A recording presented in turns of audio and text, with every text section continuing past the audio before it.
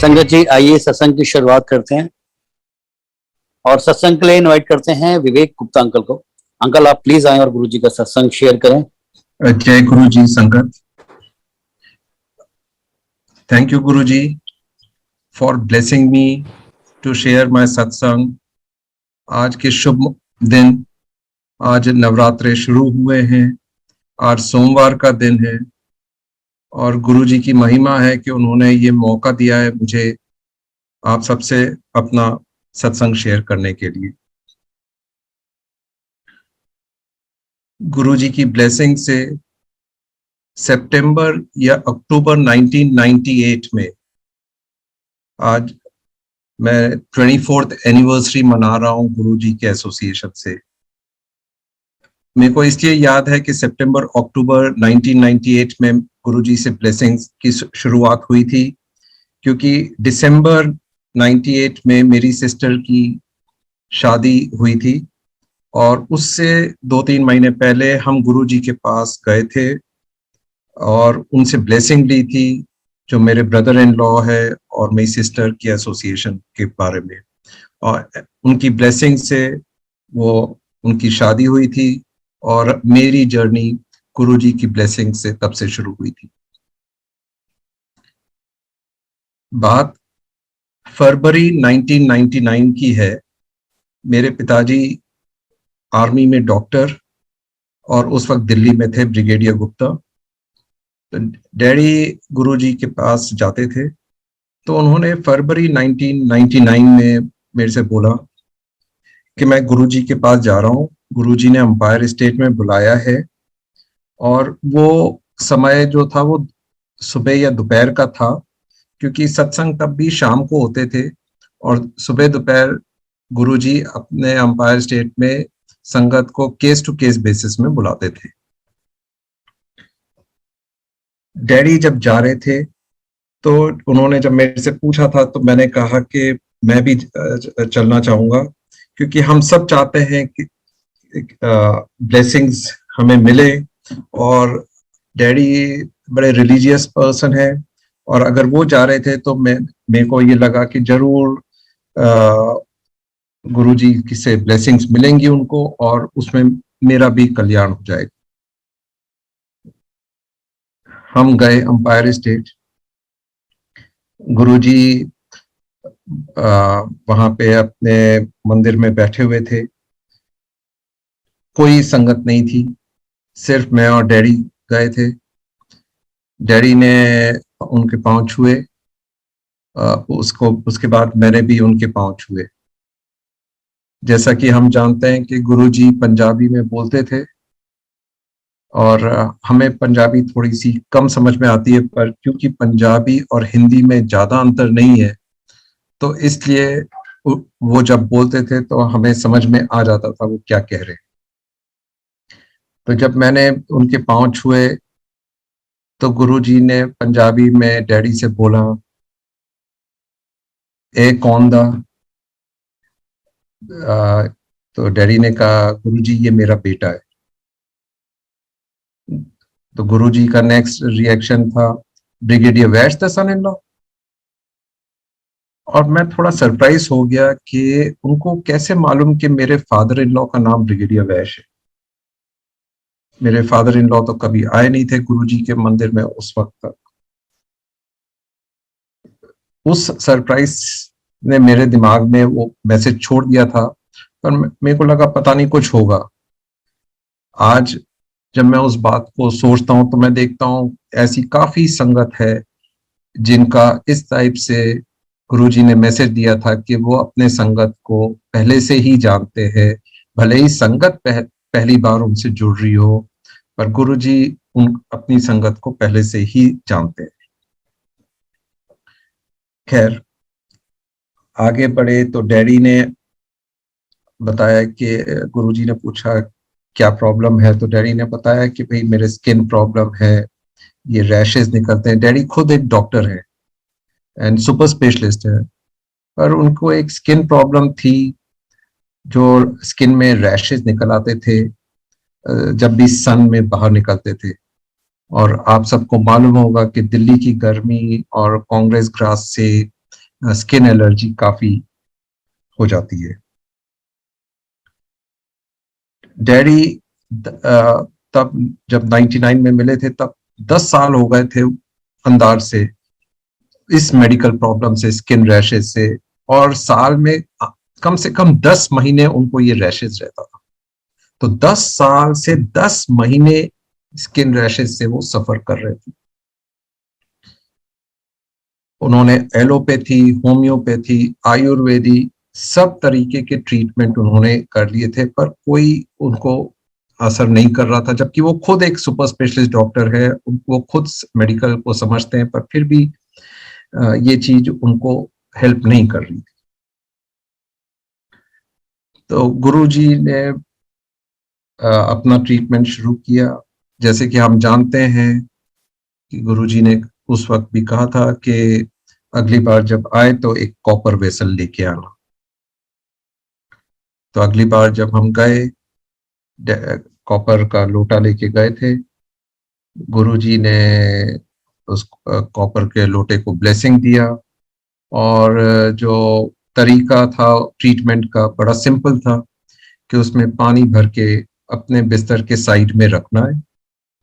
सुबह जब उठेंगे तो आधा पानी पी लेना है और आधा बाल्टी में डाल देना है, जिससे कि जब स्नान करेंगे तो वो पानी आपकी बॉडी को लगेगा। मैं 99 की बात कर रहा हूँ, तब शावर कम होते थे और बाल्टी से हम लोग ज्यादातर बाल्टी यूज करते थे नहाने के लिए। तो डैडी ने वो ट्रीटमेंट शुरू कर दिया। हो सकता है मार्च में, क्योंकि फरवरी में जब हम पहली बार गए थे तो मार्च में ट्रीटमेंट शुरू किया था वो। अप्रैल मई आया, मई आते आते डैडी की स्किन की वो एलर्जी की जो प्रॉब्लम है, रैशेस की, मल्टीप्लाई हो गई 2 टाइम्स या 3 टाइम्स। अच्छा, मैं एक इंजीनियर होने के नाते साइंटिफिक वे से मैं अपना दिमाग लड़ा रहा था कि गुरुजी ने तो ऐसा ट्रीटमेंट दिया है, इसमें ना कोई गोली खाना है ना कोई दवा करनी है। तो क्षमा करें गुरुजी, मैं तो आपको देख रहा था कि आप कैसे ट्रीटमेंट कर रहे हैं, नहीं जानते थे कि हम तो भगवान के सामने, और भगवान जब कुछ कह रहे हैं तो उसका अपने आप ही इफ एंड बट नहीं करना है। पर तब होता था दिमाग, ऐसा लगता था। मई में डैडी की ये प्रॉब्लम मल्टीप्लाई हो गई। जून जुलाई आते आते वो धीरे धीरे वो कम होती चली गई। अगर मैं उसको एक समय से जोड़ने की कोशिश करूंगा तो हो सकता है अक्टूबर नवंबर तक वो प्रॉब्लम मतलब ऐसी रह गई कि ना बराबर। और ये बात है 99 के अक्टूबर नवंबर की, कि वो प्रॉब्लम जो उनको 10 साल से चल रही थी, साल के 10 महीने जो वो प्रॉब्लम सफर करते थे, और अब हम ये स्टेज में आ गए थे कि वो प्रॉब्लम तब कम एकदम खत्म ही हो गई थी, ना बराबर। ये बात मैं कर रहा हूं 99 की। आज हम बैठे हुए हैं सितंबर 2022 का अंदाज से 23 साल पहले की बात। और ये 23 साल में डैडी की ये प्रॉब्लम साल में 1 हफ्ते भी नहीं रहती है, जो कि साल में 10 महीने रहती थी। आज 23 साल से उनका रिकॉर्ड है कि इतनी कंट्रोल में है कि हफ्ते भर भी नहीं रहती है। और मैं ये हफ्ता जानबूझ के कह रहा हूं क्योंकि कई बार तो पता भी नहीं चलता कि ऐसी प्रॉब्लम भी है। कहाँ तो वो मेडिसिन और ट्रीटमेंट, और इस डॉक्टर के पास उस डॉक्टर के पास, उनका आर्मी यूनिफॉर्म पहनते थे तो पूरा उनको एलर्जी इरिटेशन होती थी। कहाँ वो चीज आज 23 साल में उनको मालूम ही नहीं है कि ये चीज ऐसी है कि भाई उनको परेशान कर रही। ये कॉपर वेसल, ये पानी का ट्रीटमेंट, इस टाइप का चमत्कार सिर्फ गुरुजी ही कर सकते हैं और उनकी ब्लेसिंग से ही हो सकता है। इसने बड़ा क्लियर कर दिया था मेरे को उसी साल इस चमत्कार ने कि हम एक महापुरुष के साथ बैठे हुए हैं, उनकी ब्लेसिंग्स में है। उसके बाद मैंने फिर अपना दिमाग लगाना छोड़ दिया। अब और मैं उनके मेरे को पता चल गया कि हम सही जगह पहुंच गए हैं, हमारी जर्नी ऑफ गुड लक शुरू हो गई है, हम महान आदमी के पास बैठे हुए हैं।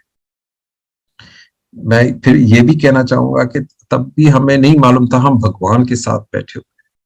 काश ये मालूम होता तो फिर तो हम हर रोज वहीं पे होते, हर समय वहीं पे होते।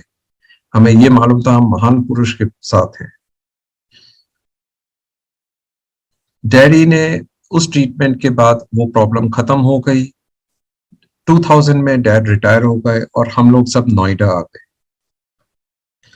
नोएडा आने के बाद डैडी के ट्रिप्स गुरुजी के पास कम हो गए और मैं अपना गुरुजी के यहाँ जाते रहा एम्पायर स्टेट। डैडी हो सकता है 2001 या मैक्सिमम 2002 तक गुरुजी के मंदिर गए होंगे एम्पायर स्टेट, और 2002 के बाद मेरे को ध्यान नहीं कि वो गए हो सकता है 2001 भी हो। मैं कभी कभी पूछता था डैडी से कि डैडी क्योंकि मैं तो जाता रहता था, तो मैं उनसे पूछता था कि डैडी आज चलना चाहेंगे, और डैडी कहते थे कि मैं बताऊंगा। और वो फिर उसके बाद ऑब्वियसली वो नहीं आते थे, तो मैंने कुछ समय बाद बोलना भी छोड़ दिया, क्योंकि उनका जवाब मेरे को मालूम था। उनसे ना सुनने के अच्छा नहीं लगता था कि वो हाँ नहीं कह रहे हैं। अपने आप को थोड़ा सा वो अपसेट होता था कि काश उनके साथ चलें, क्योंकि गुरुजी को उनकी स्पेशल ब्लेसिंग थी, और मेरे को लगता था कि अगर वो भी आएंगे तो मेरे को भी और ज्यादा ब्लेसिंग मिलेगी। खैर 2002, 3, 4 समय बीतता चले गया, डैडी नहीं आए। एक दिन मेरे को ध्यान है कि डैडी ने बोला कि विवेक, आज जो घर में जो मंदिर है उसमें गुरुजी एम्पायर स्टेट में छोटे छोटे स्वरूप देते थे, 2 इंच बाय 2.5 इंच के, एक पासपोर्ट साइज फोटोग्राफ के स्वरूप होते थे, लेमिनेटेड होते थे। वही सेवादार भी पहनते थे और उस टाइप के स्वरूप वो संगत को देते भी थे एज ब्लेसिंग्स, और उनमें कईयों में पीछे अपना उनका साइन भी होता था। आज भी उस तरीके का खजाना मेरे कलेक्शन में है। इस टाइप का खजाना उन्होंने दे रखा था, वो खजाना का कलेक्शन मैंने कर रखा है। उनकी ब्लेसिंग है कि मेरे में इतनी अकल थी कि मैंने उन्हें प्रिजर्व करके रखा हुआ है। तो उनमें से एक स्वरूप जो मंदिर में रखा हुआ था, डैडी ने कहा कि वो ऐसे चमक रहा था जैसे कि वो उनसे कुछ कहना चाहता है और उन्हें कुछ बोल रहा है। और डैडी इतने उत्साह में हो गए कि जैसे कि मेरे को उनकी आंखों में वो चमक दिख रही थी कि वो इतने खुश थे, मगन थे, मतलब गुरुजी का स्वरूप देख के। उन्होंने बोला कि मैं तो एम्पायर स्टेट जाना चाहता हूँ। तो मैंने कहा कि अरे वाह, आज तो डैडी ने मेरे दिल की बात कह दी। मैं तो इतने सालों से कह रहा हूँ कि गुरुजी के यहाँ चलने के लिए, डैडी ने कभी कहा ही नहीं है, और आज गुरुजी के यहाँ वो चलने को तैयार है। तो मैंने कहा ठीक है डैडी, आज मेरे को याद है वो मंगलवार का दिन था, क्योंकि उस दिन हनुमान जी का वो फास्ट रखते हैं, तो उस दिन उन्होंने फास्ट रखा हुआ था। तो मैंने कहा ठीक है daddy, Thursday Friday Saturday Sunday को होता है सत्संग, आज ट्यूसडे है, आज तो मंदिर बंद रहता है एम्पायर स्टेट, तो हम चलेंगे इस वीकेंड। तो उस वीकेंड के सैटरडे या संडे को हम गुरुजी के मंदिर गए एम्पायर स्टेट। डैडी और मैं गए, गुरुजी से हमने ब्लेसिंग ली, लंगर प्रसाद किया और वापस घर आ गए। उसके 4 दिन या 5 दिन के बाद गुरुजी ने महासमाधि अटेंड की। अब ये आप कहें संजोग है या गुरुजी का एक्चुअल में बुलावा था कि डैडी, ये बात, इसका मतलब मैं 2007 की बात कर रहा हूं, क्योंकि 31 मई 2007 को हमें मालूम है गुरुजी ने चोला छोड़ा था। तो हम 2007 की मई में 25-26 तारीख या 27 तारीख के आसपास गुरुजी के मंदिर गए थे ब्लेसिंग लेने। और मैं बता रहा हूं 2001 या मैक्सिमम 2002 के बाद डैडी नहीं गए, मतलब कि मिनिमम 5 इयर्स तक तो डैडी नहीं गए। उसी हफ्ते, उसी वीकेंड, अगर एक वीकेंड भी ऊपर नीचे हो जाता तो गुरुजी ने चोला छोड़ दिया था। उसी वीक डैडी को स्वरूप में ऐसा चमत्कार देखा कि उन्हें गुरुजी से मिलने की इच्छा हुई। उस वीकेंड हम गुरुजी के मंदिर गए, उनसे ब्लेसिंग ली और उसके 4 या 5 दिन बाद गुरुजी ने चोला छोड़ दिया। मेरा इससे ये टेक अवे था कि जब गुरुजी बुलाते हैं तभी वो संगत उनके वहां जाता है, उनसे ब्लेसिंग लेता है। अगर गुरुजी से बुलावा नहीं आया है तो आप नहीं मिल पाएंगे, उनसे ब्लेसिंग नहीं ले पाएंगे। तो गुरुजी जब बुलाते हैं तभी आप जाते हैं, नहीं तो आपको घर बैठे भी ब्लेसिंग देते हैं, पर मंदिर में वो तभी आप जाते हैं जब वो बुलाते हैं। तो ये चीज मेरे को समझ में आ गई, और ये मिरेकल से कोई कम नहीं है कि जो डैडी 5 साल से, मैंने खुद देखा है, मेरे पिताजी नहीं गए और उसी वीकेंड गए। 31 मई 2007 को मैं भी था बड़े मंदिर में, जहां गुरुजी ने चोला छोड़ने के बाद आज वहां पे समाधि बनी है। हम लोग बहुत कंफ्यूज थे, पूरी संगत कंफ्यूज थी कि अब क्या होगा। हम लोगों की जो चमत्कार की जर्नी चल रही थी, अब हम गुरुजी को नहीं देख पा रहे। हमें तब भी मालूम था कि भाई गुरुजी के आगे कोई ऐसा तो है नहीं कि भाई वो किसी और को बोल के गए कि उनके बाद वो मंदिर चलाएंगे, ऐसा भी नहीं बोले के गए। अब भगवान जी तो भगवान होते हैं। हमें ये नहीं मालूम था अब कैसे हमें वो ब्लेसिंग्स मिलेगी, कैसे आगे गाड़ी बढ़ेगी हमारी। आज 15 साल हो गए उस बात को, और आज वो गाड़ी सुपर स्पीड की तौर पे चल रही है। जिसने भी देखा है, जितने भी साल पहले आप देखो, आप जुड़े हुए हो, तब से अपने मिरेकल्स ही मिरेकल्स हो रहे हैं। संगत जुड़ती जा रही है, और चाहे वो जब से जुड़ी है तब से उस संगत का गुड लक का मीटर चालू हो गया है। मैंने आपको डैड की हेल्थ की तब की प्रॉब्लम बताई। अब मैं बात करता हूं अब से 3 साल पहले की। 3 साल पहले की बात है कि डैडी, मैं दुबई में था, पिछले 6 साल से मैं दुबई में रह रहा था, और अभी इसी महीने मैं दुबई से इंडिया वापस आया। तो 3 साल पहले मैं दुबई से इंडिया गया था एक वीकेंड पे।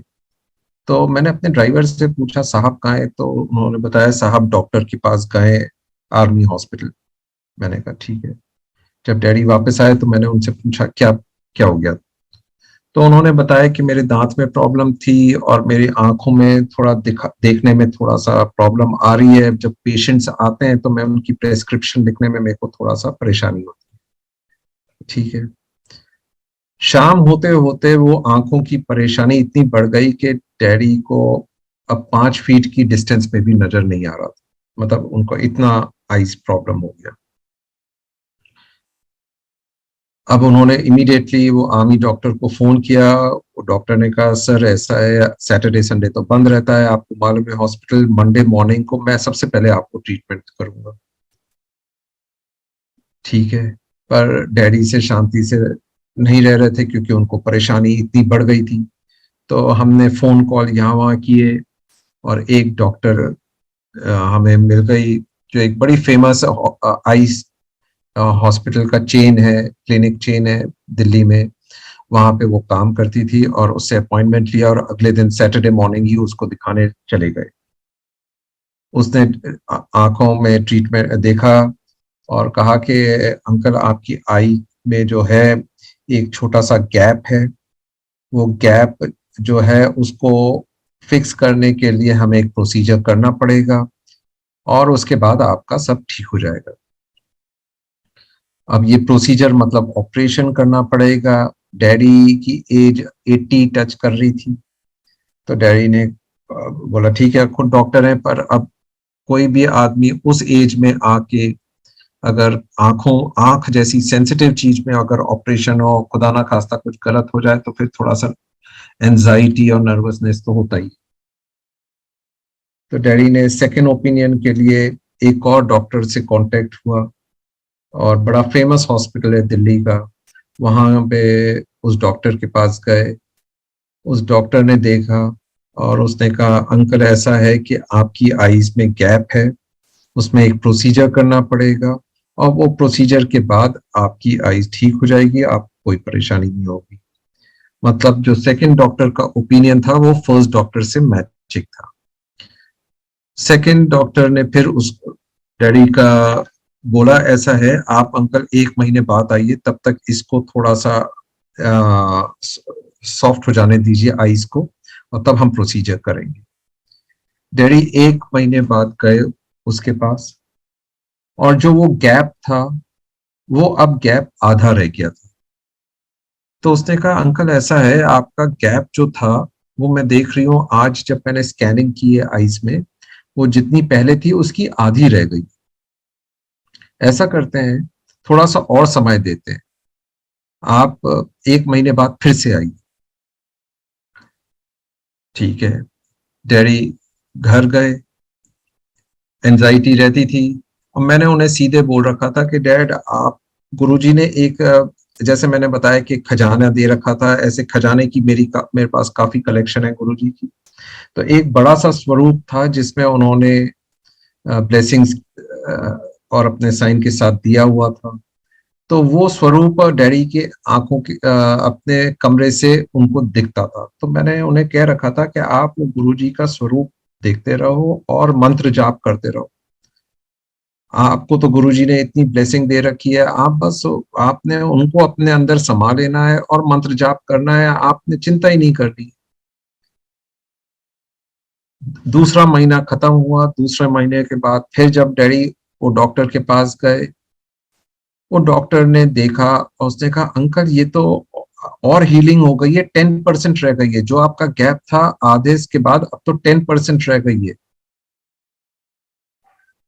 और ये 3 साल पहले की बात है, 2019 की। संगत जी, आज की तारीख में ना कोई प्रोसीजर हुआ है, ना कोई ट्रीटमेंट हुआ है, डैडी की आंख ठीक हो गई। और वो डॉक्टर ने कहा ये लाखों में ऐसा केस देखा है जहां के आई का इस एज में आके आईज अपने आप हील हो गई हो। और ये चीज हम सब जो संगत ये सुन रहे हैं हम सब जानते हैं कि ये सिर्फ गुरुजी की ब्लेसिंग से ही हो सकता है। इसका चमत्कार सिर्फ गुरुजी कर सकते हैं जो इतने समय से इस एज में आके 80 साल की उम्र में आईज अपने आप हील हो जाना, ये सिर्फ गुरुजी का चमत्कार। तो जैसे मैंने बताया 99 में स्किन प्रॉब्लम थी और 2019 में आई प्रॉब्लम थी। गुरुजी तब भी हमारे साथ थे, अब भी हमारे साथ, कहीं नहीं गए, ह्यूमन फॉर्म में नहीं दिख रहे, बट वो हमारे साथ है। हम लोग उनसे अभी भी जुड़े हुए हैं, जैसे तब थे वैसे अब है। मेरे को इतने 24 साल हो रहे हैं पर 24 साल में ऐसा महसूस ही नहीं हुआ कि गुरुजी हमारे बीच नहीं है।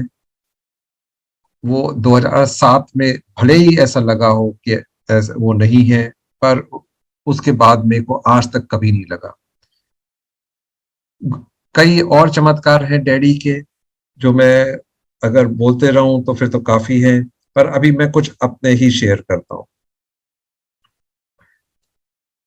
गुरुजी ने जब मैं उनसे जुड़ा था डैडी के थ्रू और उन्होंने अपने चमत्कार दिखा दिए थे, तो तब उस उम्र में हम सब की एक चेकलिस्ट होती थी।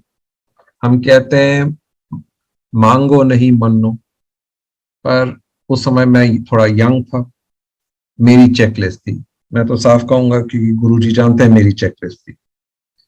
और मैं चेकलिस्ट में उस उम्र में हम लोग सब कैरियर ओरिएंटेड होते हैं, जॉब होता है, ये सब चीजें दिमाग में होती है। तीन बार ऐसे हुए हैं इंस्टेंसेस कि मैंने अपनी नौकरी में पहले रेजिग्नेशन डाला है और दूसरा जॉब बाद में मिला है।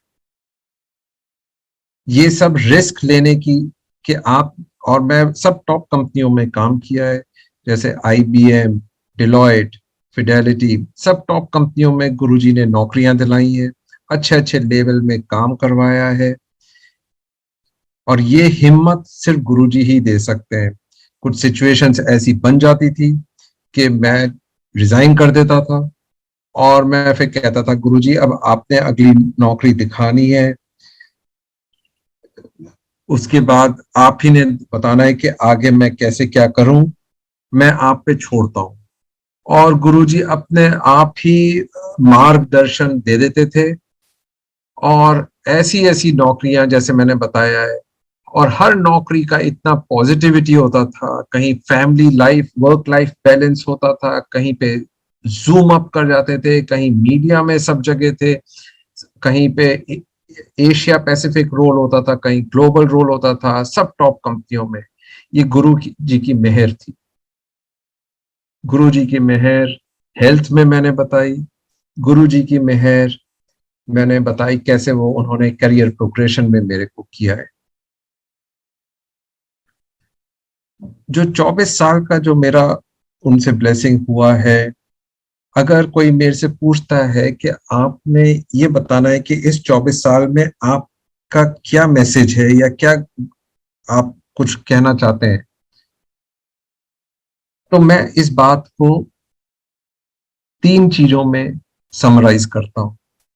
और इन 3 चीजों में मैं अभी थोड़ा सा इलेबोरेट करूंगा। अभी तक जो मैंने सत्संग शेयर किए थे वो सब मिरेकल्स के बारे में थे, कैसे उन्होंने डिफरेंट डिफरेंट एस्पेक्ट्स में मेरे को हेल्प किया या मेरे फादर को हेल्प किया, चाहे वो हेल्थ थे, चाहे वो करियर थे, और भी कई एस्पेक्ट्स में उन्होंने किए हैं ब्लेसिंग्स। अब मैं बताऊंगा कि मेरी जर्नी गुरुजी के साथ जुड़ने के बाद क्या मैंने सीख ली और कैसे बदली है। इन सब से मैंने एक चीज तो समझ लिया, सबसे पहली बात कि भगवान है। बड़ा सिंपल कहना है, भगवान है, हम सब जानते हैं, पर उतना ही सबसे टफ है ये बात को समझना। भगवान है का मतलब हर पल हर क्षण वो हमें देख रहे हैं, सुन रहे हैं, और हमारे एक्शंस पे उनकी नजर है। हम एटलीस्ट मैं अपने बारे में बोल सकता हूँ कि दिमाग इधर उधर चले जाता है, एक्शंस इधर उधर हो जाते हैं, तो मेरे को अपने आप को अभी भी जब मैं आपसे भी शेयर कर रहा हूं तो पहले मैं अपने आप को भी बता रहा हूं कि भगवान है। और वो मेरे को एक डिसिप्लिन में रखने की कोशिश करता है। ये बात बड़ा मुश्किल है क्योंकि दिमाग इधर उधर चले जाता है। वो कहता है कि लेफ्ट चले जाओ, राइट चले जाओ, सीधे नहीं चलो, पर आपको उसे कंट्रोल करना पड़ता है। आपको लोग ऑफिस में, घर में, रिश्तेदार, फ्रेंड्स सब परेशान करेंगे और आप उस परेशान पे आप भी रिएक्ट करोगे, पर अगर आपने रिएक्ट कर दिया तो फिर आपने भगवान के सामने, भगवान तो देख ही रहे, वो तो आपको टफ लाइफ दे रहे हैं, क्योंकि अगर आप में ये समझ आ गई है कि भगवान है तो आप रिएक्ट नहीं करोगे। और पर अगर रिएक्ट नहीं करोगे तो दूसरा पर्सन सोचेगा कि भाई आप में हिम्मत ही नहीं है इसलिए आप रिएक्ट नहीं कर रहे हो। तो बड़ा टफ सिचुएशन है, पर आपने भटकना नहीं है। मैं तो अपने आप को कहता हूं भटको नहीं, सीधे चलते रहो, भगवान है, भगवान है, भगवान है। दूसरी चीज, अगर भगवान है और वो हर क्षण हमें देख रहे हैं, तो एक चीज जो आपके हाथ में है, एक चीज जो आपके हाथ में है वो है कर्म। तो अपने कर्म ठीक रखना जरूरी है। अगर आपने कर्म गलत कर दिए और भगवान है, तो एक उसका तीसरा चीज है डेस्टिनी। तो डेस्टिनी में तो आपको परेशानी होगी होगी अगर आपने गलत किया है, क्योंकि भगवान है और आपने गलत कर्म किया है तो आउटपुट तो आपको परेशानी है ही। वो आज नहीं कल मिलेगी, कल नहीं परसों मिलेगी, वो तो भगवान के ऊपर है कि कब वो आपको उस परेशानी से गुजरने को कहेंगे, क्योंकि आपने गलत किया है। अगर आपने अच्छा किया है तो आपको उसकी ब्लेसिंग देंगे, आज देंगे, कल देंगे, परसों देंगे, वो तो भगवान के ऊपर है। कई बार हम ये सोचते हैं हम तो सब ठीक कर रहे हैं, पर फिर भी हमारी जर्नी इतनी टफ क्यों है। तो उसका तो आंसर मैं अपने आप को जब कहता हूं तो मैं यही कहता हूं कि हो सकता है पुराने कुछ गलत किए होंगे, उसको सुधार रहे हैं गुरुजी, उनको काट रहे हैं। पर ये चीज तो आपने क्लियर कट अपने दिमाग में रखनी है कि भगवान है, कर्म अपने ठीक रखे। अगर ये दो चीजें बड़ी टफ है, बहुत टफ है, बहुत टफ है, भगवान को हर मोमेंट हर क्षण याद रखना बहुत ही ज्यादा टफ है। और कर्म कहीं ना कहीं भटक के लेफ्ट राइट होना बहुत आसान है। हर बार हमें लगता है शॉर्टकट ले लो, शॉर्टकट ले लो, शॉर्टकट ले लो, पर अगर वो किया तो फिर आउटपुट भी वैसा ही होना है। तो ये दोनों बहुत ही टफ चीजें हैं। चाहे वो आप भगवान पे अपना वो करना कि भाई वो है, और दूसरी चीज अपने कर्म रखना।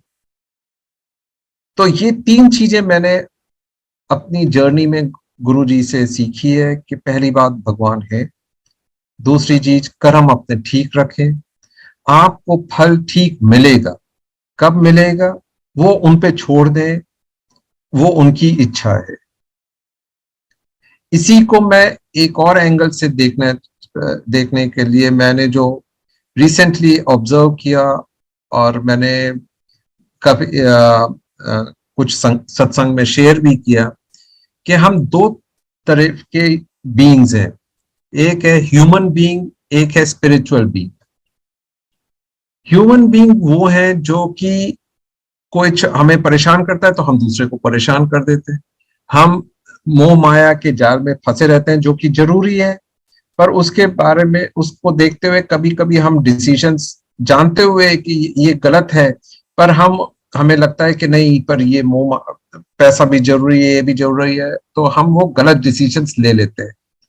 और एक स्पिरिचुअल बीइंग है जो कि इस चीज में अपने आप को बांधते नहीं है, और अपने आप को अच्छे कर्म से एसोसिएट करते हैं, और देखते हैं कि मैं उसमें अपने आप को तोलना चाहूंगा कि मैं उस बैरोमीटर में, उस मेजरमेंट में मैं कितना अच्छा कर रहा हूँ, अच्छे कर्म। उस स्पिरिचुअल बीइंग में, एज ए स्पिरिचुअल बीइंग मैं कितना अच्छा कर रहा हूँ। अगर मैं उसको अपना टेप, मेजरमेंट का टेप बना के चलो, not human being but spiritual being, तो मेरे को लगता है कि ऑटोमेटिकली भगवान की ब्लेसिंग्स होंगी।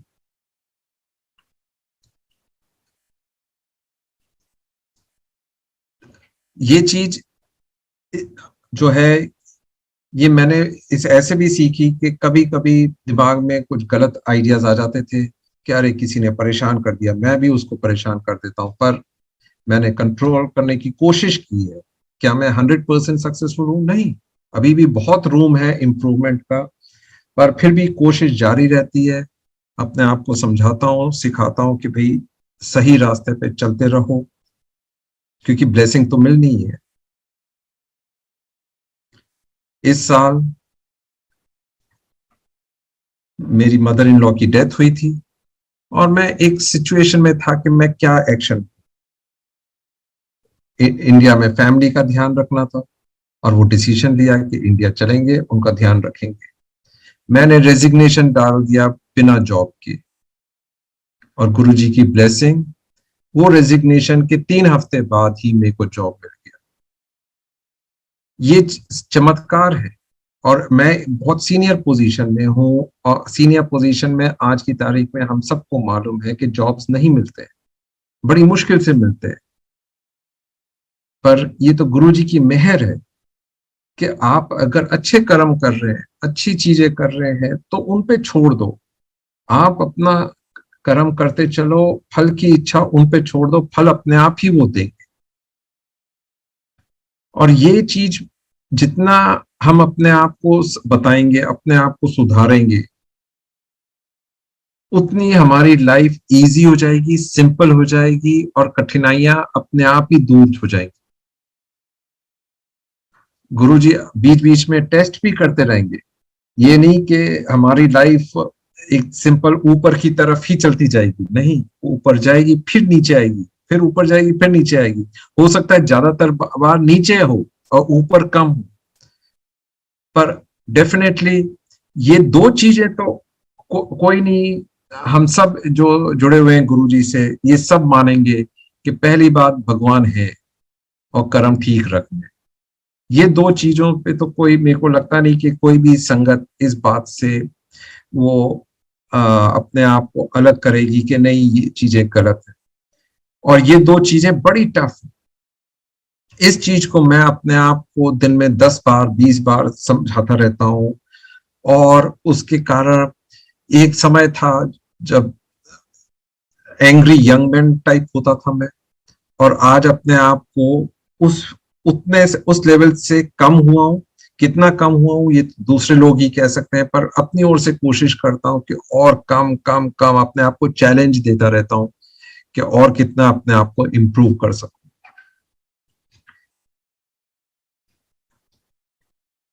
गुरुजी के चमत्कार और ब्लेसिंग्स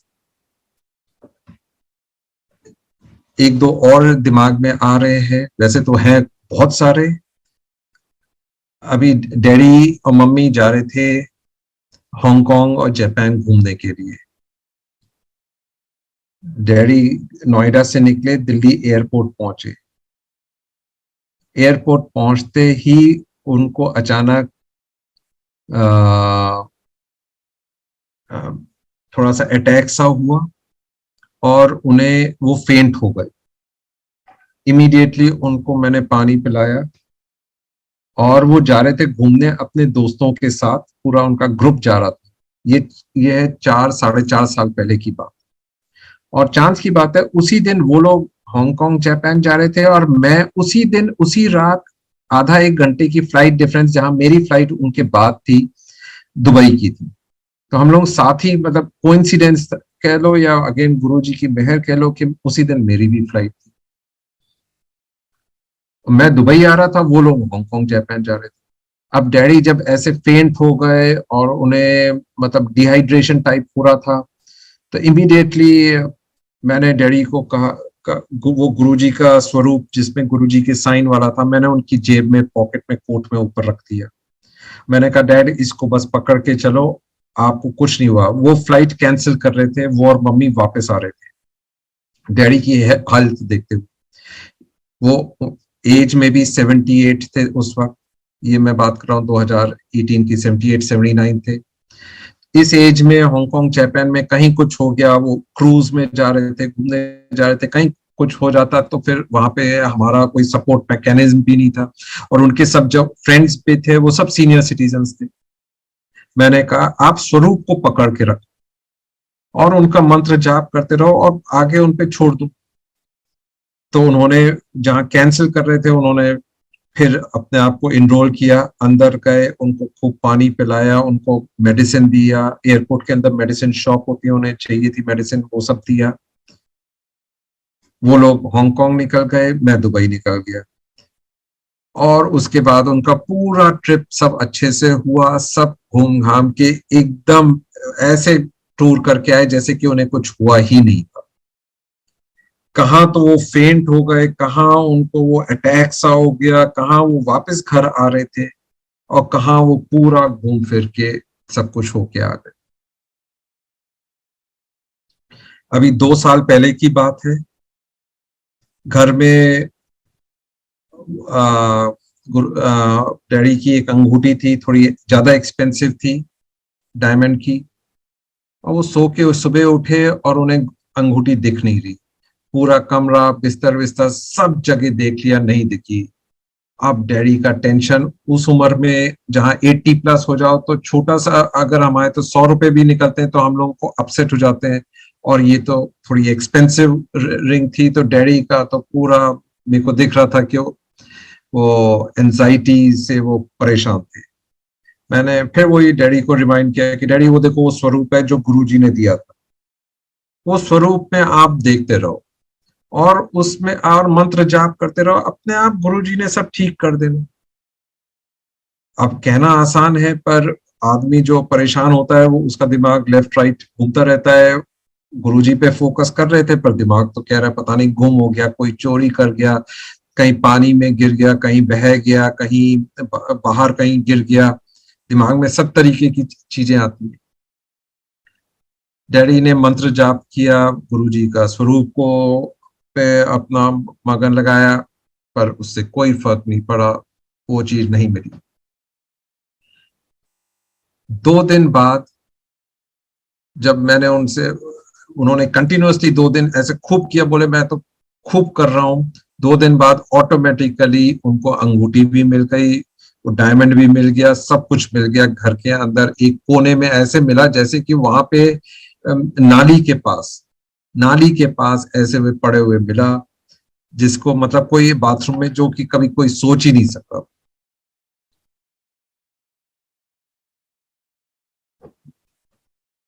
मेरे को एक सत्संग और ध्यान आया। मैंने आप लोगों को बताया था कि कैसे डैडी की हेल्थ की ट्रीटमेंट गुरुजी ने ठीक की थी, स्किन प्रॉब्लम। तो मेरे दिमाग में कभी कभी ये आता था कि डैडी ने एक होम्योपैथी ट्रीटमेंट, एक बड़े फेमस होम्योपैथी डॉक्टर है एनसीआर में, तो उन्होंने भी डैडी को ट्रीटमेंट दी थी उस साल 99। तो मेरे दिमाग में कभी कभी आता है कि 99 में उन्होंने होम्योपैथी डॉक्टर ने भी ट्रीटमेंट दी थी और वो इतने फेमस है, तो कहीं उनकी सफेद गोली से तो नहीं हुआ है। ये बात मतलब 1% आती थी, पर दिमाग तो इधर उधर भटकता ही है, जैसे मैंने बताया। तो मेरे को मालूम था कि गुरुजी ने किया, पर वो 1% कभी कभी ऐसा मतलब ख्याल आता था, सॉरी गुरुजी, इस टाइप के ख्याल आते थे, आपको तो मालूम ही है। तो उस टाइप का ख्याल आता था। तो एक दिन मेरे को याद है कि मैं जब सत्संग के लिए आ रहा था एम्पायर स्टेट, तो हमें मालूम है एम्पायर स्टेट में जो किचन का दरवाजा है और गुरुजी के बेडरूम के दरवाजे के बीच में एक लॉफ्ट है। तो गुरुजी कभी कभी उस पे बैठ जाते थे और संगत अपनी गद्दी में ना बैठ के वो इधर बैठ जाते थे, और संगत फिर इधर फेसिंग करके इस तरफ बैठती थी किचन के सामने और उनके बेडरूम के पास वाले एरिया में। तो मेरी आदत थी कि जब भी गुरुजी के मंदिर जाना तो मैं उनके पांव जरूर छूता था इन द सेंस के लोग जैसे मत्था टेकते हैं तो थोड़ा सा 1-2 फीट दूर से करते थे, मैं फिजिकली उनके पांव छूने में मेरे को एक बड़ी तसल्ली सी मिलती। तो मेरे को याद है गुरुजी वहां बैठे हुए थे और मैं गया और गुरुजी एक संगत से बात कर रहे थे। मैंने उनके पांव छुए, तो जब उनके पांव फिजिकली छुए तो ऑब्वियसली मैंने उन्हें डिस्टर्ब किया, क्योंकि वो किसी संगत से बात कर रहे थे, तो उनका ध्यान कट गया। क्योंकि मैंने फिजिकली छुआ तो ऑब्वियसली छूने में डिस्ट्रैक्शन हो जाता है, तो गुरुजी का डिस्ट्रैक्शन हो गया था। तो गुरुजी ने संगत के सामने कहा, ए मुंडा कंफ्यूज था। वो पंजाबी में उन्होंने बोला, this boy is a confuse character. Obviously अब मेरे बारे में ऐसे बोला था तो मेरे को थोड़ा सा एम्बेरेसिंग हुआ, पता नहीं मैंने क्या गलती कर दी, क्या मेरे को किस बात पे गुरुजी ने ऐसे कहा है। तो मैंने सर जोड़ा, अपना थोड़ा सा शर्म आते हुए मैं गया, संगत के बीच में बैठ गया। और मेरी आदत थी कि ब्लेसिंग्स लेने के बाद थोड़ा मेडिटेशन करने की, तो मैं मेडिटेशन शुरू कर दिया। थोड़ा सा ये भी समझ में नहीं आ रहा था गुरुजी ने ऐसा क्या हो गया, मैंने क्या कर दिया जो ऐसे कहा है। 10-15 मिनट मेडिटेशन के बाद जब मैंने आंखें खोली, गुरुजी की तरफ देखा और फिर बगल में देखा, बगल में वो होम्योपैथी डॉक्टर जिसको मैं सोचता था जिसने डैडी का ट्रीटमेंट किया, वो मेरे बगल में बैठे हुए थे। तो मेरे को समझ में आ गया कि जो मेरे कंफ्यूजन था कि वो होम्योपैथी का जो 1% भी जो कंफ्यूजन था, वो खुद डॉक्टर गुरुजी से ब्लेसिंग ले रहा है। तो वो कंफ्यूजन भी गुरुजी ने ऐसे अपने आप उसको मेरे सामने वो शो करके क्लियर कर दिया। कोई कंफ्यूजन अब नहीं रहता है। अब सिर्फ हमें मालूम है कि गुरुजी हैं, गुरुजी हर समय थे, वो हमारे बीच में है और वो हमें ब्लेसिंग्स दे रहे हैं। जैसे मैंने कहा, मैं अपने आप को ये समझाता रहता हूं कि भगवान है, वो किस फॉर्म में हमें देखने हैं, इट इज एग्नोस्टिक। चाहे हमें उन्हें किस रूप में देखना चाहे, वो उससे कोई फर्क नहीं पड़ता, पर भगवान है, भगवान है। पहले तो मैं ये अपने आप को कहते रहता हूँ।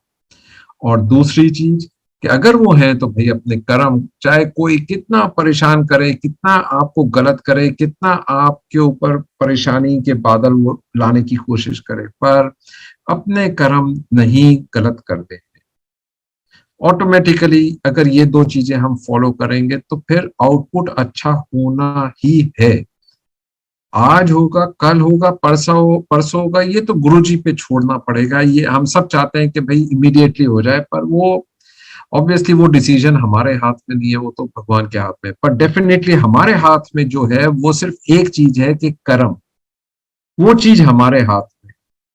कई बार संगत ने मेरे से पूछा कि भाई अगर हम ऐसा करें तो ठीक है नहीं है।